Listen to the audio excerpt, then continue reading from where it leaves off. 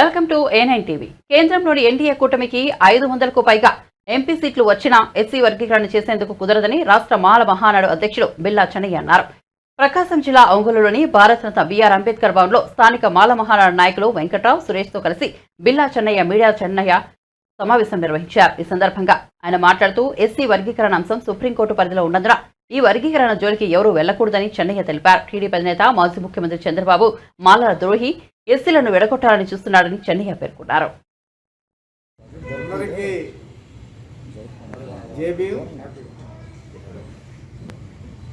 ఇంకా 24 గంటలు దాటితే 13 తారీఖు అసెంబ్లీ ఎన్నికలకి ఓటు వేయడానికి సంసిద్ధం అవటానికి పేద ప్రజలు, దళిత ప్రజలు అందరూ సిద్ధంగా ఉండాలని, ముఖ్యంగా ఈ ప్రెస్ మీట్ పెట్టడానికి ఉద్దేశం ఏంటంటే,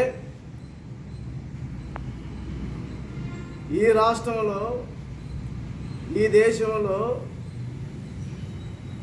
దళితులపై దాడులు,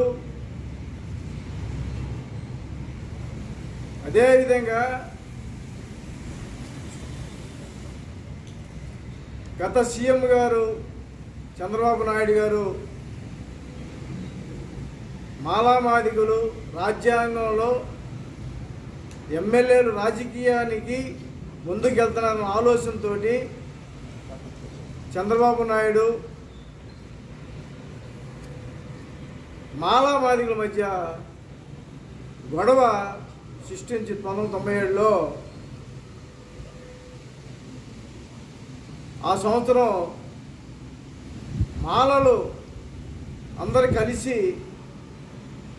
ఇది వర్గీకరణ సబబు కాదు, దీని మీద భారత రాజ్యాంగం దాని ప్రకారంగా 376 ఆర్టికల్ దాని ప్రకారంగా చేయటానికి లేదని చెప్పని దాని మీద ఆ రోజుల్లో మహానుభావుడు మా జాతి బిడ్డ విశ్లేషలు పివి రాఘవ ఆధ్వర్యంలో ఆ రోజు మేమందరం కలిసి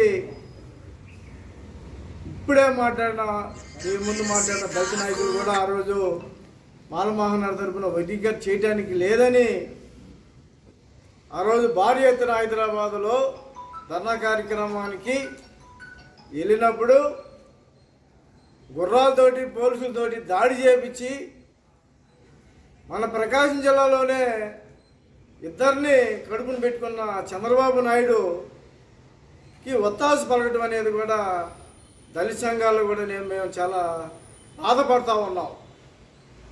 ఎందుకంటే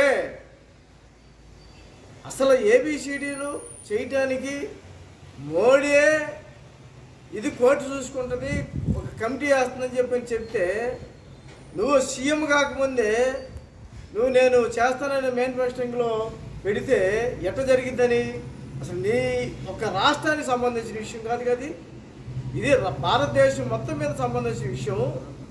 రాజ్యాంగాన్ని మార్చాలంటే రేపు బీజేపీ గవర్నమెంట్ 500 సీట్లు వచ్చినా కూడా మార్చడానికి వీలు కుదరదని కూడా మేము చెప్పదలుచుకున్నాం. ఇది సుప్రీంకోర్టులో ఉన్న ఇష్యూ. ఇది ఉన్న తర్వాత నువ్వు ఎట్లా మారుస్తావని చెప్పని కూడా బీజేపీ కూడా మేము వచ్చి చేస్తామంటే, మీరు నేను సీఎం అయిన తర్వాత నిన్ను సీఎం చేయటానికి మేము ఒప్పుకుంటావా?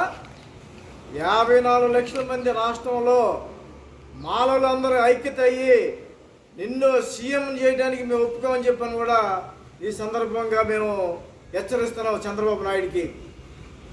నిన్న ఒంగోలులో ఏదేదో మాట్లాడుతున్నావు. నువ్వు 14 సంవత్సరాలు సీఎం చేశావు, మంత్రి జనార్దన్ 5 సంవత్సరాలు చేశాడు. ఏం చేశారు ఈ జిల్లాకి? ఏం వరగ తీశారు ఈ జిల్లాలో? ఏమైనా కొత్త ప్రాజెక్టులు తెచ్చారా? ఏమైనా ఉపాధి కల్పించారా? మేము అనేది మా మధ్య గొడవలు పెట్టి మీరు పప్పం గడుపుకుంటున్నారు. ఇది మంచి పద్ధతి కాదు.